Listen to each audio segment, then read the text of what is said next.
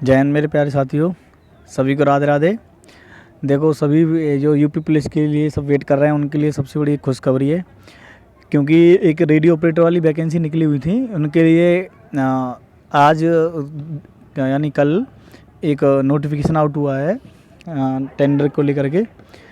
अब बोर्ड जो है एक्टिव हो चुका है, तो क्योंकि अब चुनाव भी आने वाला 2024 वाला, तो ये मान लीजिए कांस्टेबल वालों के लिए तो ये मान लो जो यूपी पुलिस कांस्टेबल की देखने वाले हैं वो अपना दम खम से लग जाएं पूरी तैयारी में, क्योंकि अभी जो रेडियो ऑपरेटर वाला उसके लिए अभी टेंडर के लिए एक नोटिफिकेशन जारी किया है प्रोन्नति बोर्ड ने, भर्ती बोर्ड ने, ठीक है ना। तो उसके लिए देखो ये वाली जो वैकेंसी थी ये वाली थी रोड यूपी रेडियो ऑपरेटर भर्ती 2022 में थी, ये इसके फॉर्म निकले थे, मैंने भी इसमें फिल कर रखा था। कर्मशाला कर्मचारी ये जो है ये एक तरीके से MTS या एक कांस्टेबल लेवल की भर्ती मान लो इसको, है ना। और एक होती है सहायक परिचालक, ठीक है। सहायक परिचालक वाली ये एक एज ए हेड कांस्टेबल, ठीक है ना। हेड जो होता है हेड कांस्टेबल ही होते हैं उनके लेवल की ये भर्ती है। और जो ये प्रधान परिचालक है ये होती है कि UPSI होते हैं दरोगा, उस लेवल की भर्ती है। जब भी ये ड्यूटी में जाते हैं वर्दी में जाते हैं तो 2 स्टार ही लगाएंगे, ठीक है ना। और रही बात इनके सिलेबस की और एग्ज़ाम लेवल की, जो इसका सिलेबस था और जो एग्ज़ाम लेवल है वो इसके बारे में बताऊंगा मैं। कि देखो सिलेबस तो इसमें सेम वही है, चारों सब्जेक्ट, ठीक है ना। ये सिलेबस है, ठीक है ना। Hindi, math, reasoning, GS, GK, science, मतलब इसमें ये तीनों आते हैं, ठीक है ना। अब देखो हिंदी के आएंगे 100 मार्क्स, मैथ के आएंगे 100 मार्क्स, रीजनिंग के आएंगे। और जो GS वाला पोर्शन है इसमें क्या हुआ कि 60 नंबर का आएगा GS GK वाला पोर्शन, ठीक है ना, GK वाला। और 40 नंबर का आएगा क्या आपका, 40 नंबर का आएगा आपका साइंस, ठीक है ना। 40 नंबर का आपका साइंस आएगा और 60 नंबर की GK आएगी। और इस 60 नंबर में भी आप सबसे ज़्यादा जो मैं बता रहा हूँ वेटेज रहेगा वो आपका रहेगा UPG के करंट अफेयर, ठीक है ना। UPG के और करंट अफेयर का, क्योंकि यूपी के जितने भी एग्ज़ाम्स हैं उसमें UPG के होता है वो बहुत आता है, कम से कम 10 क्वेश्चन 15 क्वेश्चन जैसे मतलब एग्ज़ाम होता है उसके लेवल से, मतलब काफ़ी वेटेज रहता है UPG का। और इसी टाइप में करंट, अब करंट का तो आप हर ही किसी में जो एग्ज़ाम चल रहे हैं आप हर किसी में देख रहे होंगे कितना वेटेज रह रहा है। तो आपको जैसे इस एग्ज़ाम की तैयारी करनी है तो इसमें जो 40 नंबर की फ़िज़िक्स आएगी, ठीक है ना, तो आप फिज़िक्स को ढंग से पढ़ें। एक बार NCERT से देख लो, एक बार 10-12 की बुक्स हैं जो प्योर, उसमें से ही फिज़िक्स आएगी 40 नंबर की। और मैं इसमें GS के लिए मैं तुम्हें ये बता रहा हूँ, मौका इसमें सबसे अच्छा है कि UPG के और करंट अफेयर और साइंस जो फिज़िक्स है वो, ये 3 सब्जेक्ट तो इसमें कंठस्थ आएंगे ही आएंगे और अच्छे आएंगे, अच्छा वेटेज इनका रहेगा। आप इनको कर लो तो आप जो GK वाला पोर्शन है उसमें आप मात नहीं खाओगे, ठीक है ना। और मैं भी वीडियो वाली तैयारी चल रही है तो उसमें मैं UPG के अगर आप कहोगे तो मैं UPG के करा दूँगा आपको, और आपको फिज़िक्स करा दूँगा, और पॉलिटी वगैरह भी जो भी है वो करा दूँगा मैं आपको। और तो उसमें आप कमेंट करके मुझे बताना कि अगर कराना हो तो मैं आपको उसमें डेली क्लास एक ऑब्जेक्टिव टाइप करा दूंगा मैं UPG के क्वेश्चंस लेके। मतलब ऑब्जेक्टिव टाइप रहेंगे लेकिन उसमें जैसे क्वेश्चन है तो उसके जितने भी रिलेटेड कोई भी इन्फॉर्मेशन होगी मैं पूरी आपको उसके बारे में समझाऊंगा, ठीक है ना।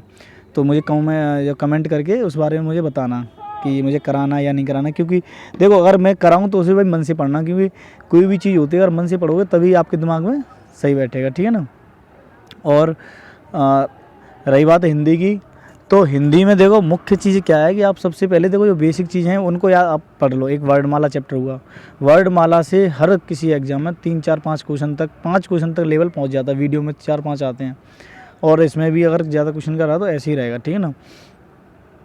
वर्डमाला है, संधि विच्छेद हैं आपके, और आपके समास हैं, ये 3-4 चैप्टर ऐसे हैं कि आपको ये कंठस्थ करने इनमें से काफ़ी क्वेश्चन आते हैं, ठीक है ना। संधि हैं, संधि समास, तो ये चीज़ें आपको करनी। अब और रहे विलोम शब्द और जो पर्यायवाची हैं, अनेकार्थी वगैरह हैं, ये तो आपको डेली बेसिस में आपको डेली 10-5 क्वेश्चन जैसे इसमें आपको रिवीजन करना ही करना है, तब जाके आपकी हिंदी एकदम कंठस्थ हो जाएगी। और मैथ और रीजनिंग की आपको प्रैक्टिस चाहिए। देखो एक रेगुलरिटी चाहिए मैथ के लिए, आप एक बार ढंग से आप पढ़ जाओगे, मान लो किसी चीज़ को एक बार सिलेबस को आप पूरा कर लोगे। मैथ के लिए मेरे पास अभी टाइम नहीं है, नहीं तो मैं आपको मैथ इतना अच्छा कराता, बहुत अच्छा। लेकिन अभी थोड़ा सा मैं भी बिजी चल रहा हूँ, लेकिन मैं UP कांस्टेबल के लिए शायद अब मैथ शुरू करूँगा, इसके लिए तो शायद ना कर पाऊँ, लेकिन यूपी कांस्टेबल के लिए मैं मैथ शुरू करूँगा, तो तब आपको उसमें मैथ की क्लासेस लेना, ठीक है ना। तो मैथ में क्या है कि आप कंटिन्यूटी, मतलब आप जैसे चैप्टर जो पढ़ाया जा रहा है उसी चैप्टर, जैसे आप जब जो लोग शुरुआत कर रहे हैं तैयारी की, कंपटीशन में कूद रहे हैं, उनके लिए मैं सबसे बेस्ट तरीका बता देता हूँ कि अगर जैसे आप मैथ पढ़ रहे हो तो मैथ में क्या करिए, आप भटकिए मत। अगर आप एक चैप्टर पढ़ाया आज आपने, तो 3-4 दिन तक उसी चैप्टर में जाओ, बिल्कुल क्लास में पढ़ा रहे हैं उसको खुद से माइंड जो भी काम कर रहा है वो रिवीजन करना है, प्रैक्टिस करनी है, जो भी करना है उसी चैप्टर करो ढंग से, फिर अगले नेक्स्ट चैप्टर पे कूदो, फिर नेक्स्ट क्वेश्चन, ऐसे करके एक बार कोर्स कंप्लीट कर दो इस तरीके से जो मैं बता रहा हूँ। उसके बाद देखना फिर जब आप कराओगे ना तो कुछ क्वेश्चन फिर भी नहीं आ पाएंगे आपको, लेकिन तब करने में आपको बहुत मज़ा आएगा। तो इस वजह से मैं कह रहा हूँ कि आप एक बार कंटिन्यूटी से ऐसे इस तरीके से चैप्टर को पूरा करें और इसी तरीके से रीजनिंग को करें, क्योंकि आपके जब माइंड में सेट हो जाएगा ना कि हाँ ये सिलेबस इतना है और ये चैप्टर हैं और इसमें ये होता है, तो तब आप जो है कंपटीशन में मज़ा आएगा आपको पढ़ने में, ठीक है ना। तो ये चीज़ें दोनों आपको हिंदी और रीजनिंग ऐसे, वो मैथ और रीजनिंग आपको ऐसे ही करनी है, ठीक है ना। और जीएस और इसके बारे में तुम्हें बता दिया, कंटिन्यू करंट अफेयर की आप क्लास देख सकते हो या कोई आप मैगजीन उठा सकते हो, तो उससे भी इम्पोर्टेंट आ जाते हैं मैगजीन में, तो आप वो भी ले सकते हो। हिंदी के लिए आदित्य पब्लिकेशन है, वो भी अच्छी बुक है। अगर आप खुद से करना चाह रहे हैं, क्लासेस नहीं लेना चाह रहे हैं, तो आप संदीप लूसेंट की भी है और आदित्य पब्लिकेशन वो भी बहुत अच्छी है, उसमें क्वेश्चंस काफ़ी हैं प्रैक्टिस के लिए। लेकिन जो मैं 3-4 जो चैप्टर बताए हैं इनको आप अगर मेरी बात मानो तो क्लासेस से लो तो आप बहुत अच्छा रहेगा, जैसे संधि हैं, समास हैं और आपका वर्णमाला वगैरह, क्योंकि इसमें थोड़ा सा एक बार आपके माइंड में समझ जाओगे तो आपको फिर बुक से पढ़ने प्रॉब्लम नहीं होगी, ठीक है ना। मैं ये नहीं कह रहा हूँ कि कोई जो ऑनलाइन चैनल्स हैं मैं उन्हीं की आप ऑफलाइन कोचिंग से लो, कोई ज़रूरी नहीं कि ऑनलाइन ही आप पढ़ो या वो करो, ऑफलाइन कोचिंग है तो वहाँ से एक बार पढ़ लो आप, तो आपके लिए बहुत अच्छा रहेगा, ठीक है ना। और रही बात देखो यूपी पुलिस भर्ती की, जो कांस्टेबल वाली है, मैं उसके लिए आपको बता दे रहा हूँ, कम से कम मई ये चल रहा है, जून या जुलाई इसमें नोटिफिकेशन आना ही आना है। अगर जून में आ गया, ठीक है, जून में आया तो आप ये समझ लेना कि आपके ऊपर इतना प्रेशर बन जाएगा कि आप आते हुए भी भूल जाओगे। इसलिए तैयारी को कंटिन्यू रखिए। और मैं तुम्हें ये बता दे रहा हूँ कि 2024 और चुनाव से पहले एग्ज़ाम होना ही होना है इस भर्ती का, यूपी पुलिस कांस्टेबल की का। आप बाद में ये समझ लेना, ये सोचो ना कि अरे आ जाएगा तैयारी कर लेंगे, आ जाएगा तैयारी कर लेंगे। मैं ये कह रहा हूँ, देखो 5-6 महीने बचे हैं अभी बस एग्ज़ाम के लिए, 5-6 महीने आप लग के तैयारी कर लो। आप ये समझ लेना आपके हाथ में नौकरी है, ठीक है ना। इस वजह से आप तैयारी करते रहिए ढंग से, और जिस तरीके से मैं बता रहा हूँ, और मैं एक यूपी पुलिस कांस्टेबल के लिए मैं बता दूंगा किस किस तरीके से आपको तैयारी करनी है, तो उसके लिए मैं वीडियो लाऊंगा। कमेंट बॉक्स में मुझे कमेंट करके बताना कि हाँ मैं इसकी वीडियो लाऊं नहीं लाऊं, क्योंकि थोड़ा सा मैं भी ड्यूटी को लेकर के, अपनी स्टडी वगैरह पढ़ाई वगैरह को लेकर के थोड़ा बिजी रहता हूँ, तो थोड़ा सा उसके लिए मैं आपसे माफ़ी मांगना चाहता हूँ, ठीक है ना। तो साथियों ढंग से पढ़ो, और इस भर्ती के लिए जिन्होंने भी फॉर्म भरा है वो भी अपना एक्टिव हो जाएँ और पढ़ाई स्टार्ट कर दें, ठीक है ना। सिलेबस का बता दिया। और एग्ज़ाम लेवल की देखो, एग्ज़ाम लेवल मैं तुम्हें बताता हूँ कि ये जो कांस्टेबल लेवल की भर्ती है, तो ये कांस्टेबल लेवल का ही, एमटीएस लेवल का ही इसमें कंपटीशन रहेगा, ठीक है। सहायक परिचालक वाली हेड कांस्टेबल की है तो उसमें उसी तरीके का कंपटीशन रहेगा। ये नहीं कि आपको दरोगा वाला कंपटीशन दे दिया या कांस्टेबल वाला कंपटीशन, मतलब मीडियम। और प्रधान परिचालक वाली जो है, दरोगा वाली जो भर्ती थी ना, दरोगा वाली से कम ही रहेगा, ज़्यादा नहीं रहेगा, क्योंकि दरोगा वाली देखो 2016 वाली भर्ती हुई थी, उसमें कितना टफ पेपर था कि उसमें 50% लाना मुश्किल हो गया था। लेकिन जो अब की बार जो निकल गई है भर्ती, तो इसमें तो काफ़ी अच्छा स्कोर रहा है। तो अब की बार भी मतलब जैसे अब वीडियो री एग्ज़ाम है, पहले ही हिंदी अच्छी आई थी लेकिन रीजनिंग बहुत टफ थी, और अब की बार वीडियो देख लेना कि अब की बार मुझे लग रहा है पेपर का एग्जाम लेवल जो है वो थोड़ा डाउन ही आएगा, हाई नहीं आएगा, ठीक है ना।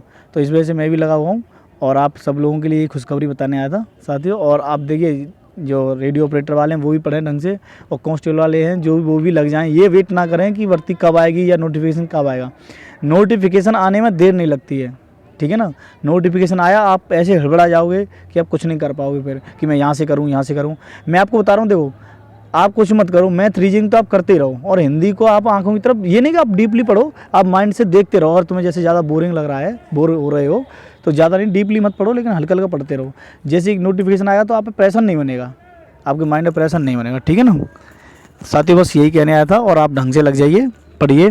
और भाई ये सब्सक्राइब, लाइक और शेयर वगैरह कर दिया करो यार, थोड़ा बहुत मुझे भी कुछ अच्छा फीलिंग आती है।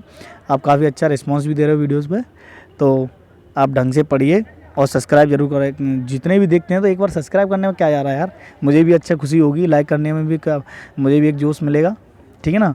और मैं उसी तरीके फिर मैं आपके लिए अच्छे अच्छे कंटेंट और क्लासेस वगैरह उसके लिए मैं सोच रहा हूँ यूपीजी के, और मैं हिंदी रीजनिंग और मैथ वगैरह की स्टार्ट करूँ। तो साथियों ये आप मुझे कमेंट करके बताना जो भी करना हो, ठीक है ना।